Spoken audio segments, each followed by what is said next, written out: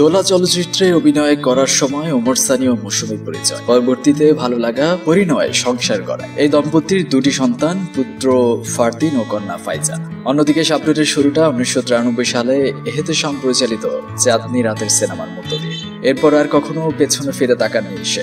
একের পর এক বাংলা সিনেমায় যুক্ত করেছে সুজন শোকি, স্বপ্নের ঠিকানা, তোমাকে চাই, চাও থেকে পাওয়া, জীবন সংসার, স্বপ্নের পৃথিবী, আনন্দশ্রু, স্বপ্নের নায়কের মতো বহু কালজয়ী নাম। তবে তার সময় আর বয়সে এই তারকা এখন আর আগের তারুণ্য না থাকলেও কাজের ব্যস্ততায় এখনো ছুটে চলেছে। সেদিক থেকে শাবনূর কিছুটা পিছিয়ে, সংসার নিয়েই তার ভাবনা।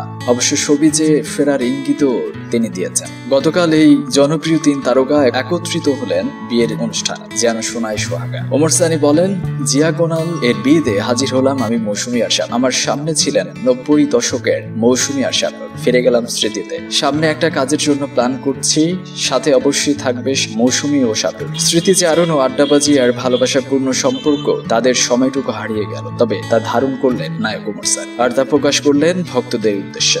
বিনোদন জগতের যে কোনো খবরাখবর পেতে আমাদের মিডিয়া নিউজ 24 চ্যানেলটিকে সাবস্ক্রাইব করুন।